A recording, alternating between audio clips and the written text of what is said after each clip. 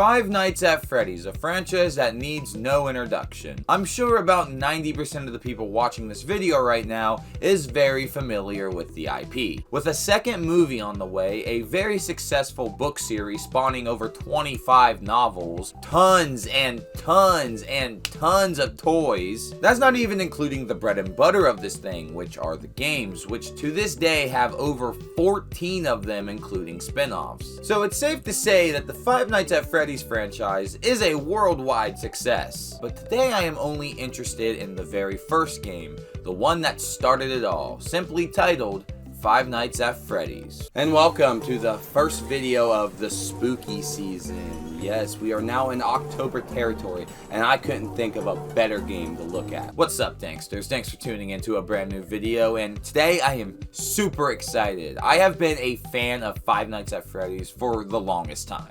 And as someone who's been with the franchise since the beginning, I haven't really enjoyed where they've taken things as of late. I wanted to get that old authentic charm that Fnaf had, and it got me wanting to revisit the first game again. Five Nights at Freddy's would be released on August 8th, 2014, and it would be released by one man, Scott Cawthon. At first he was just releasing some Christian games and then branching off to doing some different ones, most famously Chipper and Lumberson Co. But one of the criticisms Scott Cawthon would normally get of his games is that the characters he create had an uncanny feeling to them when looking at them, and they gave off creepy robotic vibes. Scott would end up all taking this to heart and was ready to give up, but decided to throw his hat one more time into the ring, taking everything that people have said and going fully into it, giving us Five Nights at Freddy's. And buddy, I don't need to tell you that when this game first came out, it exploded onto the scene.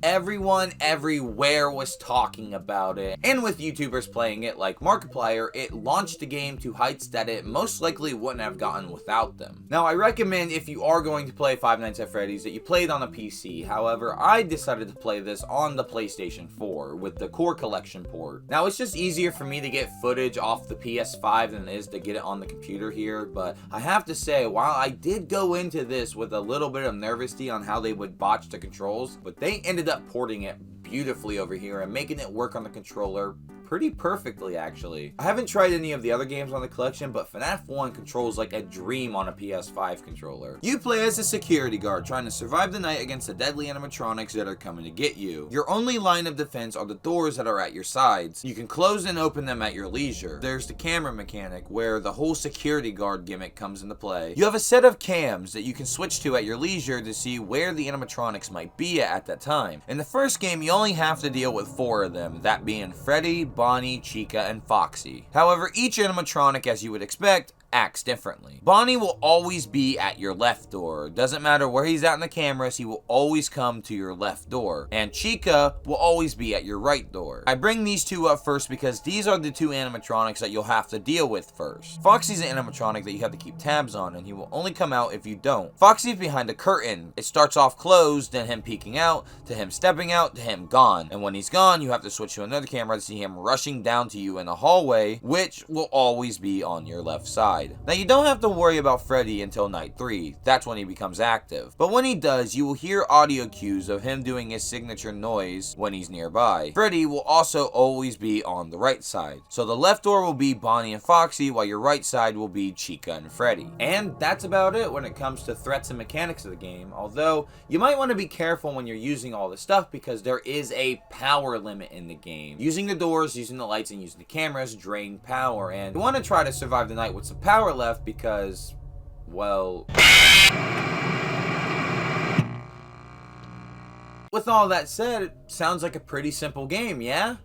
Well, yes, in terms of mechanics and what the game is, but in terms of surviving the night, that's where the true complication gets, maintaining your power. This is where an element of FNAF's horror actually really shines through because you never really know what's going to happen to you. You are stationary, sitting there right in the middle of the security room, not knowing when the animatronics are going to be at your office. And you don't really want to keep checking your cameras because you need that power to survive the night. So it's this game of cat and mouse with the animatronics animatronics and with how unpredictable they can be, it's really quite terrifying actually. If I'm going to be honest, I have to say you really only have to worry about night 4 and 5. That's truly when the game gets its scariest. However, nights 1 through 3 weren't really a big deal to me. I don't know if it's because I played the PS4 version and they nerfed it from them. Now, if there's one thing people love about these games, it's the story, and Fnaf 1 doesn't really have a story per se. Like, there's not one that's outright told to you. You have to kind of piece it together yourself by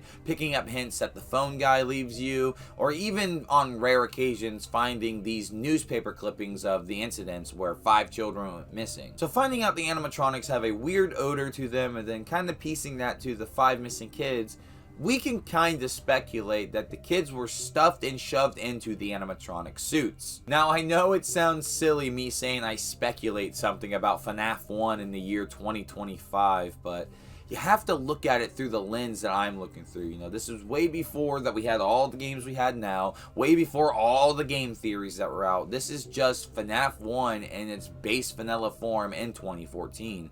We didn't know anything about the story. Back in 2014, this was all we had to go off, and it was just fun to speculate and to see what was going to be coming next in this amazing world that all of us, me included, we're very intrigued by. Now, another aspect of this game's horror is the feeling and the atmosphere of the game. The feeling of being so helpless that there's nothing you can do to stop these animatronics from coming in and killing you is truly scary. Like, put yourself in a dark room and just play this game loud as fuck and put headphones on or whatever, and you'll see what I mean. But also, FNAF nails it in the atmosphere. The way this game does its lighting, only showing you what you need to see while the rest of it is covered in shadows, the idea of never knowing where the animatronics are, and the inevitable fact of knowing that they're out there to get you adds a lot of tension to the game. When you don't keep an eye out for Foxy and he bolts down the hallway. Foxy has always been the scariest animatronic to me because the entire game when we see these animatronics, they're stationary in the cameras. And if they go to move, then the cameras kind of flicker black and then they go back and the animatronics are in different spots. Not one time do we see any of these animatronics move. You're just going along, playing the game like normal, and you notice that Foxy is gone from Pirate Cove. All of a sudden, you see this hunk of metal barreling towards you down the hallway, and you can't react fast enough, and he breaks into the office and scares you shitless. When this first happened, I was truly terrified. It's just something you weren't expecting. You didn't think a game like this had it in the budget to even do something like that. The first Five Nights at Freddy's game has something that the later titles just lack. I can't really describe it, but Five Nights at Freddy's is just a really special game. And I am very nostalgic for the first game, and I know this is gonna sound like an L take or a boomer take in the community, but I have to say Five Nights at Freddy's 1 is still, to me, the scariest game out of the entire franchise. There's just something about it that the others don't have. I mean, everyone was just captivated by this fucking game. Kids at my school would find ways to put it onto a flash drive to bring it into the computer lab to play at school. And it was on everyone's fucking computer. It was insane. Some really good memories, actually. And I truly don't feel like you can talk about FNAF without talking about the community a little bit. And speaking of community, I've asked a couple of my YouTube friends to come on here and tell us how they feel about FNAF and the first one as a whole. Fellas, take it away. You know what I appreciate the most about Five Nights at Freddy's is I feel like it was the first game that all my non-gamer friends got into, and we really bonded over that because back then I was really the only gamer in the group.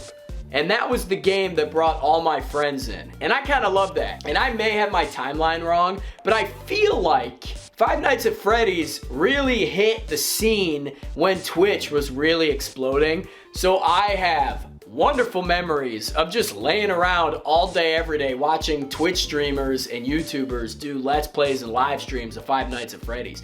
I didn't even have to play the game much because I could watch other people play it. The game was more than a game. It was an experience, man. I fucking loved the game. I don't even know if you want me to say the F word in this video, but I just did.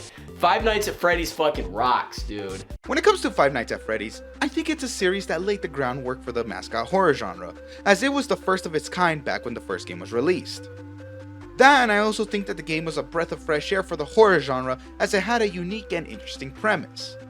You basically work as a security guard at a pizza joint. Though what makes this game work well is that you're not running from a serial killer or some scary monster, but instead you're stationary, having to fend off 4 non-scary looking animatronics from your office. Though I guess there's 5 if you ever got Golden Freddy, but me, I never got him, so you know what, elbows on me, I guess. And what made this all the more terrifying is that what separated you from an uneventful backshot from Frederick von Vasington III are literally 2 doors and a limited power supply. And what makes this intense is that you have to last till 6 AM, even though in real time it's just a few minutes. Though personally, it never felt like a few minutes, so I don't get how people can speedrun this in under an hour. Like seriously, how do you even get it under an hour? It took me like a day to even beat this game at all. Not only that, but what I really enjoyed about Five Nights at Freddy's as a horror game is the aesthetics, the atmosphere, and the sound that the game provides. This game is so well done that it just left an air of ambiguity for the series when it started. And before we found out anything about the Aftons and the insane lore that this game would build on, we had subtle lore drops through newspapers, phone calls, and even random events that would happen in the game. And at the time of its release, it left so much to be interpreted. But not only that, it also set a dark and nerve-wracking tone for the series, even though you're working at a place that you wouldn't really see those 2 things to be a part of, or associated with it at all. And while I do think the later parts of the series does lose its identity, I genuinely feel that Five Nights at Freddy's 1 remains iconic, because it's a new concept that raised the levels of horror for video games. That and Foxy runs in the game, and I know damn well you never beat him in first try. You would always see him through the camera and get caught lacking. Don't lie to me, I know you didn't beat him, okay? And with that said, I want to give a huge shout out to my homeboy Storm for inviting me to this video. My final words to everyone about Five Nights at Freddy's 1 is to avoid the backshots of 87. Now, Fnaf was such a big deal, it would have been crazy if Scott didn't do a sequel to it. And lucky for us, Scott did do it, fleshing out the lore a bit more and making it bigger and grander. But that is for another time. Well, Danksters, that is going to do it for me. Five Nights at Freddy's. Are you guys fans of the franchise? Have you guys played the games? Or are you in that small little camp that only watched Markiplier or your favorite Let's Player play the game and you could not even care less to play the games? All that stuff, all that fun stuff, let me know in the comments down below and I'll get to you when I get to you. In fact, let's pull like one of those old like YouTuber things in the community used to do. Can y'all type in Golden Freddy, and if you type in Golden Freddy, the one to get the most likes, I'll put it in the next video. Well, and now it's time for me to plug all my stuff, all my socials, my Discord, my Patreon, all of that is in the description. Please feel free to follow me on all those platforms. Feel free to join the Discord. I'd love to have more people over there. And if you donate to the Patreon, all of that goes strictly back into this channel and helps me make content better for you guys. So yeah, do all that stuff. And also, while I have you down there, can I get you to hit that subscribe button and the bell for post notifications, because I wouldn't want you to miss a single video of mine, and it would mean the world to me that you came back. And if you like the content you saw, why wouldn't you want to come back? So yeah, go ahead, do that stuff. Well, Danksters, that's going to do it for me. Just remember, you're not going to get this kind of content anywhere else, and you want to know why? Because that's the Dankers difference. Five Nights at Freddy's, very scary game. I Show Speed made it scarier, if you know, you know.